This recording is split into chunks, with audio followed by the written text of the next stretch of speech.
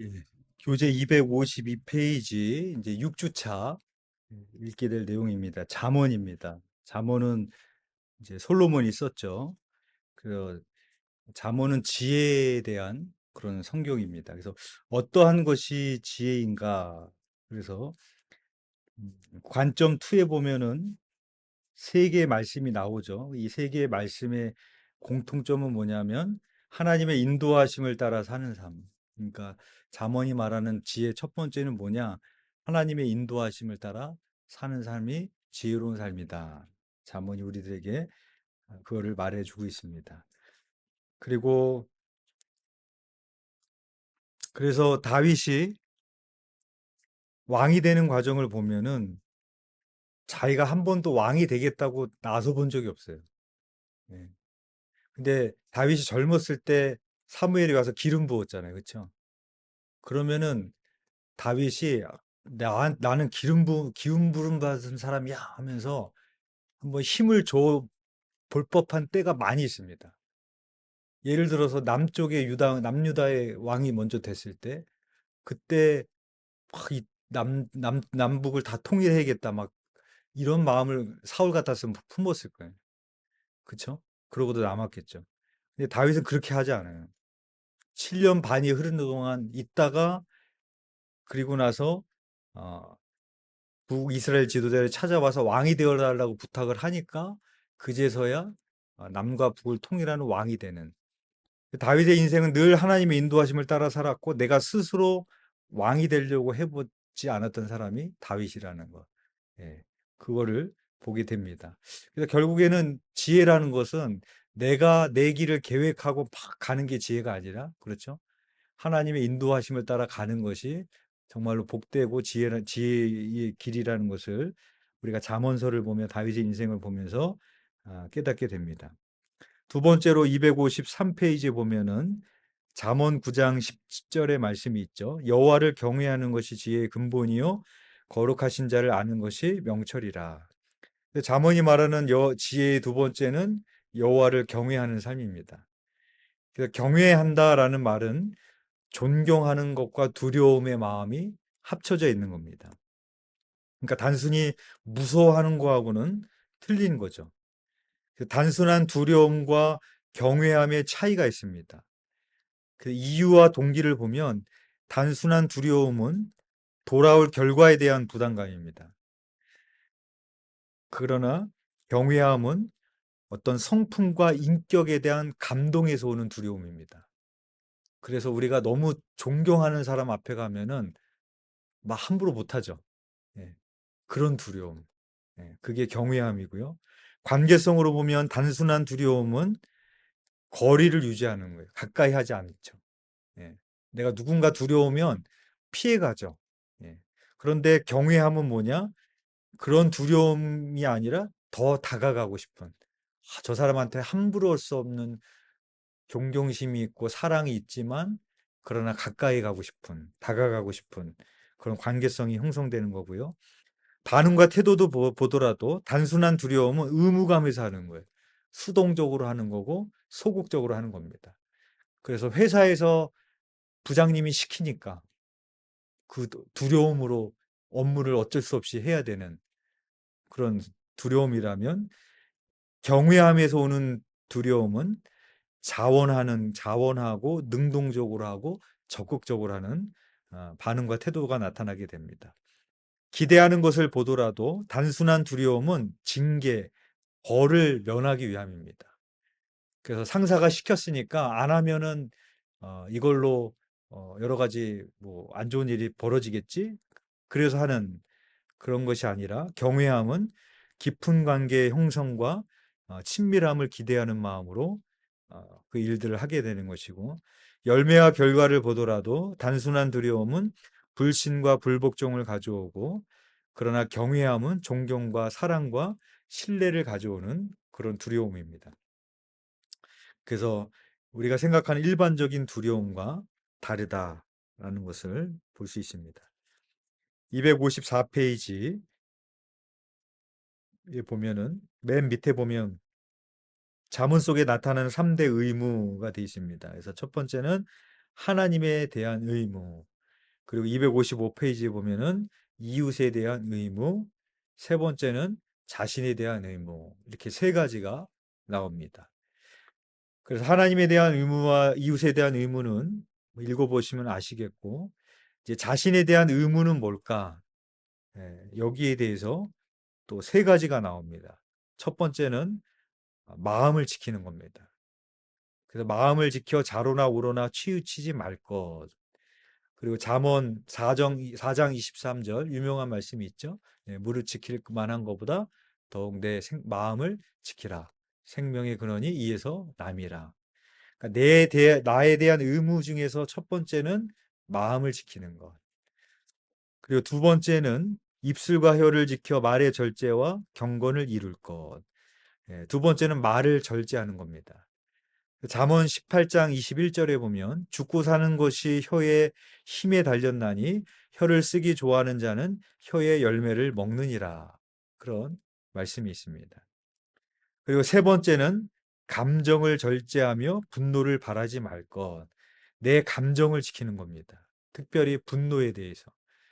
잠언 16장 32절 말씀에 노하기를 더디하는 자는 용사보다 낫고 자기의 마음을 다스리는 자는 성을 빼앗는 자보다 나으니라. 그렇게 말하고 있습니다. 그러니까 말, 감정, 마음 이 세 가지를 지켜야 될 것에 대해서 말하고 있습니다. 그래서 이 두려움, 예,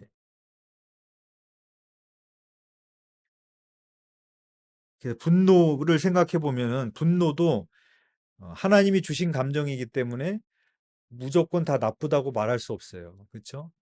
그리고 예수님도 분노하셨죠. 성전 정화하실 때. 그래서 거룩한 분노라는 것도 있습니다. 그래서 만약에 불의를 보고도 분노하지 않는다면 의로운 삶을 살아갈 수가 없을 겁니다. 그래서 우리에게 필요한 것은 거룩한 분노가 필요합니다. 그런데 분노를 다스려라 라는 말의 의미는 이 분노를 마귀가 또 사용하기 때문에 그렇습니다. 그래서 에베소서 4장 26절에서 27절의 말씀에 보면 분을 내어도 죄를 짓지 말며 해가 지도록 분을 품지 말고 마귀에게 틈을 주지 말라. 그런 말씀이 있습니다. 그러니까 분을 내어도 인간이기 때문에 누구든지 분노할 수 있다라는 거죠. 그런데 해가 지도록 품지 말고 그러면 마귀에게 틈을 주지 말라. 그러니까 결국에 마귀에게 틈을 주는 것은 뭐냐면 그 분노를 해가 지도록 품고 있는 겁니다. 계속 마음에 품고 있는 거예요. 그럼 마귀가 역사할 수 있는 틈을 주게 된다는 것이죠. 그리고 게으름으로부터 내 자신을 지켜야 됩니다. 그래서 잠언에 보면은 게으른 자에 대한 그런 경고의 내용들이 많이 나오죠. 뭐 개미에게 배우라 그런 말도 있고 다섯 번째는 재물로부터 지켜야 됩니다. 잠언 19장 17절에 보면 가난한 자를 불쌍히 여기는 것은 여호와께 구워 드리는 것이니 그의 선행을 그에게 갚아 주시리라. 그렇게 말하고 있습니다. 가난한 자에게 하는 것이 지극히 작은 소자에게 한 것이 즉 예수님에게 한 것이라는 그런 말씀처럼 그 재물로부터 우리가 탐심을 갖지 않도록 지켜야 될 것에 대해서 말하고 있습니다.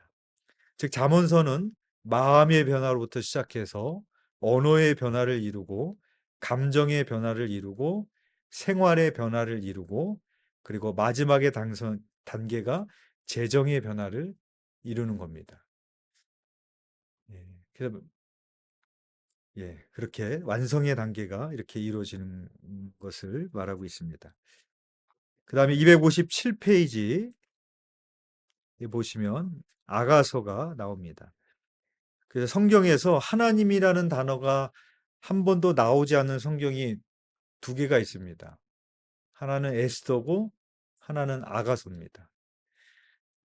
근데 에스더는 하나님이란 말이 나오지 않지만 성경을 읽다 보면 하나님의 손이 보입니다. 그래서 하나님의 보이지 않는 손이 막 역사하고 있는 그게 보이는 게 에스더서이고 아가서는 하나님이란 말이 나오진 않지만 하나님의 사랑을 도초해서 상징을 하고 있습니다.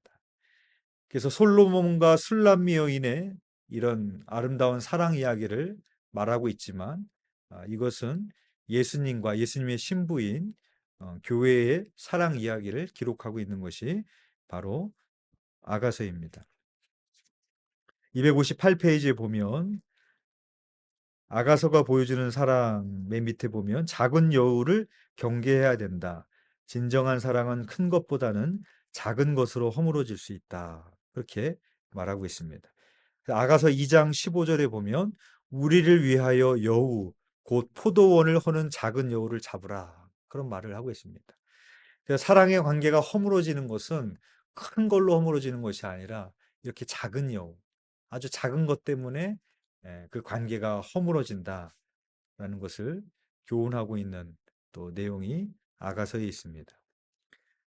259페이지에 보면 이제 전도서죠. 전도서는 이제 솔로몬이 노년의 때에 기록한 성경이 바로 전도서입니다.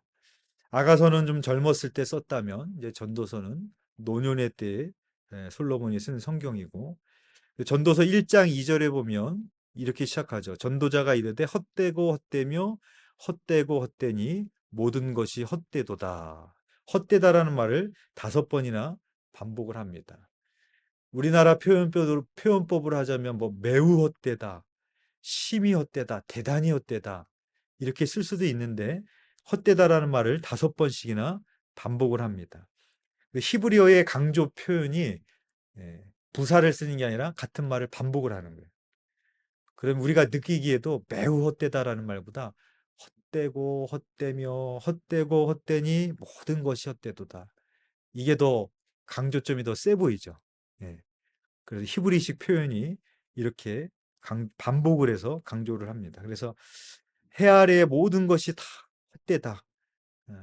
그렇게 말하고 있는데 그래서 전도서를 읽다가 보면은 마치 인생이 허무하고 헛되기 때문에 어, 염세주의를 빠질 수도 있지 않은가 이런 우려를 줄 수도 있는 생각을 하게 되는데 근데 전도서가 말하는 것은 인생이 헛되다라는 것을 말하려고 하는 것이 아니라 그러나 하나님 없는 삶이 헛되다라는 것이고 그러므로 인해서 헛되지 않는 삶을 어떻게 하면 살아갈 수 있을까? 그걸 우리에게 말해주기 위한 성경이 바로 전도서에 진짜 우리에게 말해주기 위한 목적입니다. 전도서는 인생 무상, 염세주의, 허무주의를 말하는 것이 아니라는 것입니다. 오히려 하나님의 지혜를 배워야 될 것을 말하고 있는 성경이 바로 전도서입니다. 그래서 261페이지에 보면 이제 하나님의 때와 사람의 때라고 되어 있는데 전도서 3장에 때에 대한 말씀이 나오죠. 모든 것이 다 때가 있고 범사에 때가 있고 뭐 심을 때가 있고 뽑을 때가 있고 날 때가 있고 죽을 때가 있고 음과 양을 이루어 가지고 그 때에 대한 그런 말씀이 나옵니다. 특별히 그 때에 대한 말씀을 보면은 어, 죽을 때도 있다라는 거죠. 하나님께서 때를 따라 모든 것을 아름답게 하셨다라고 말하는데 날 때만 아름다운 게 아니라 죽을 때도 아름답게 하신 거죠. 그러니까 우리의 인생의 죽음도 아름다운 겁니다. 비참한 게 아니라 하나님 안에 있는 인생은 죽음도 아름다운 거예요. 그거를 다 하나님께서 아름답게 하셨다라고 말하고 있습니다. 또한 이 하나님의 때라는 것을 우리들에게 말하고 있죠. 그래서 사람의 때와 하나님의 때가 다르다는 것. 대표적으로 요셉이라는 인물만 생각해 보더라도 요셉이 나의 때에 되어진 게 없죠. 그 인생에. 그렇죠? 애굽에 팔려간 것도 또 감옥에 들어갔던 것도 또 술 맡은 관원장이 뭐 2년 후에 꿈을 생각해낸 이 요셉을 기억해낸 것도 다 요셉의 생각했던 자기의 때와는 아무런 상관이 없었던 하나님의 때였습니다. 그런데 그 하나님의 때를 기다리고 기다렸더니 결국에는 하나님께서 그 인생을 들어서 사용하시는 것을 볼 수 있습니다. 그래서 우리가 이거를 보면서 전도서 3장을 보면서도 나의 때가 아닌 하나님의 때가 가장 완전하다고 완벽하다고 우리는 고백을 해야 됩니다. 아마 여러분의 인생에도 그런 고백에 다 있으셨을 거라고 생각을 합니다. 내 때는 언제였는데 그때 해주셨으면 좋았을 것 같은데. 근데 지나고 나면은 그런 고백 있잖아요. 내 때보다는 진짜 하나님이 해주셨던 때가 가장 좋고 완벽한 때라는 거를 우리는 고백하지 않을 수가 없게 되는 것을 보게 됩니다. 그래서 전도서 12장에서는 전도자는 창조주 하나님을 매사에 기억하기를 강력히 권면합니다. 그래서 전도서 12장 1절에 보면 너는 청년의 때에 너의 창조주 하나님을 기억하라. 이 때가 중요한데 청년의 때에 기억하라는 것은 우리가 헛되지 않는 삶을 살기 위해서는 청년의 때에 하나님을 기억해야 됨을 전도서가 우리들에게 말해주고 있습니다. 262페이지에 보면은 해 아래서의 삶과 아들 아래서의 삶을 비교해 놓고 있습니다. 해 아래서의 삶은 모든 것이 헛되다라고 전도서 기자가 솔로몬이 이야기를 하죠. 그래서 사람의 해 아래에서 수고하는 모든 수고가 그런데 아들 아래서의 삶은 예수 그리스도 아래에 있는 삶을 말하는 겁니다. 해 아래에 있는 건 다 헛된 삶인데 예수 그리스도 안에 있는 삶은 헛되지 않죠. 예. 그래서 1장 3절에 보면 사람이 해 아래에서 수고하는 모든 수고가 다 헛되다. 그런데 빌립보서 1장 6절에 보면 너희 안에서 착한 일을 시작하신 이가 그리스도의 예수의 날까지 이루실 줄을 우리는 확신하노라. 헛되지 않은 거죠. 1장 9절 해 아래는 새 것이 없나니 해 아래는 새 것이 없어요. 그런데 고린도서 5장 17절 그리스도 안에 있으면 새로운 피조물이라 이전 것은 지나갔으니 모든 것이 새 것이 되었도다. 1장 14절에 보면 해 아래 생하는 모든 일들을 보았더니 봐라 모두 다 헛되다. 근데 고린도전서 15장 58절에 보니까 너희 수고가 주 안에서 헛되지 않은 줄을 알미라. 그렇게 바울이 이야기를 합니다. 2장 18절에서는 해 아래에서의 모든 수고를 아, 하남 말하고 있고 골로새 1장 10절에서는 모든 선한 일에 열매를 맺게 하시며 하나님을 아는 것에 자라게 하시고 이렇게 해서 해 아래의 삶과 아들 아래의 삶이 이렇게 다른 거를 도표가 우리들에게 잘 말하고 있습니다. 그 다음에 263페이지 역대기 합니다. 핵심 단어는 성전이고요. 성전을 중심으로 제사장 관점으로 기록한 것이 바로 역대기입니다. 그래서 역대기하는 두 부분으로 솔로몬의 40년 통치가 1장에서 9장, 포로기 되기까지 유다 왕국의 역사를 기록을 하고 있습니다.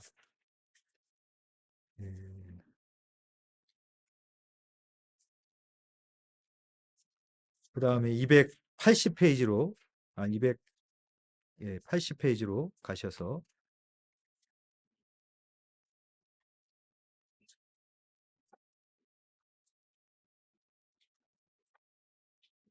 이제 남만국 북이스라엘이 분열이 되게 되죠.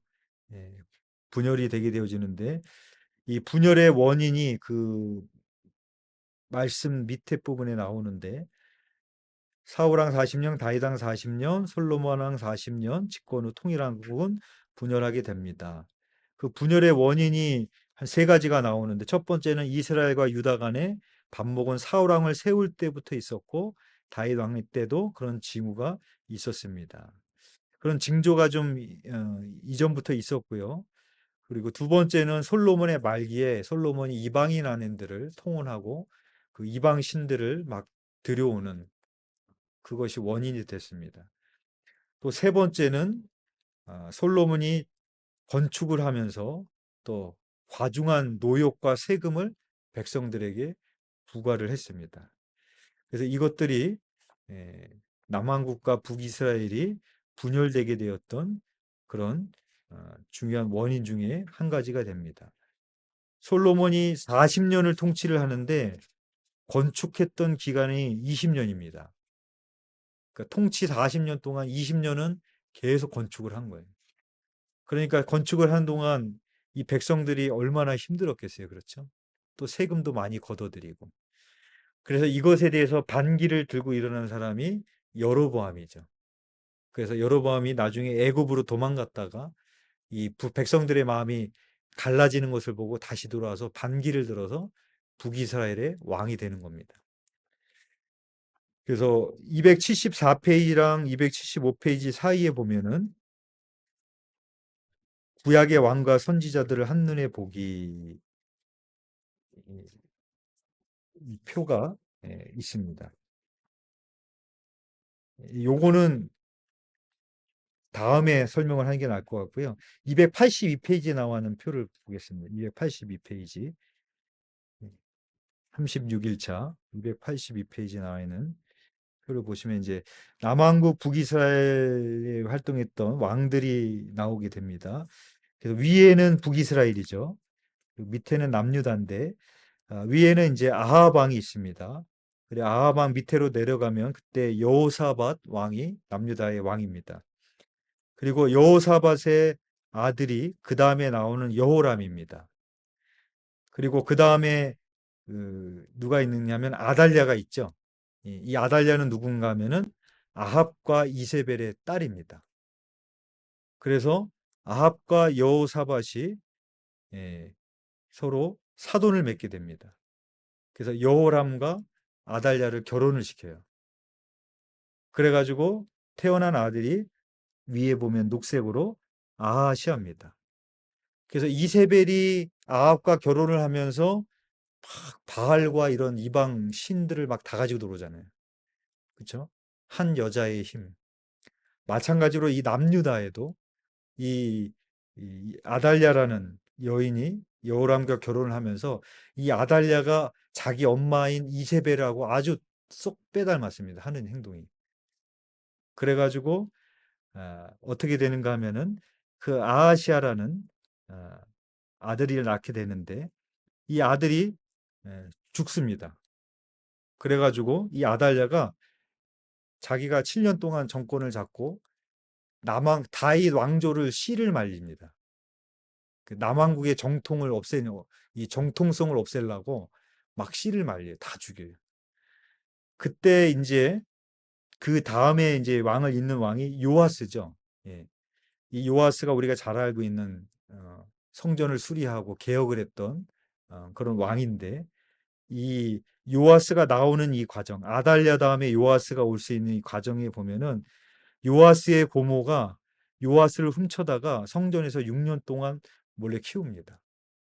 그러니까 이것도 우연이 아니라 하나님의 보호하심 가운데 이렇게 나오게 되는 거죠. 그래서 이 흐름을 보면 이 가운데서도 하나님의 나라는 지속된다. 아무리 사람이 인간이 뭐 이세벨이 아달랴 같은 사람이 씨를 말려고 하고 끊으려고 해도 하나님의 나라는 영원하다라는 것을 보여주는 것이 바로 또 이 왕조의 시대를 보면서 보게 되어집니다. 그 주로 활동했던 성지자들은 이제 북이는 엘리야와 엘리사가 있고 또 그 밑에 보면은 또뭐 요나, 아모스, 호세야, 이가야, 미가 그런 선지자들이 주로 활동을 했었습니다. 이 선지자들은 이제 우리가 이제 선지서로 넘어갈 때 또 한번 정리를 하게 될 것입니다. 그래서 6주차, 36일차까지 2주, 6주차에 또 그렇게 묵상을 하시면 될 것 같습니다.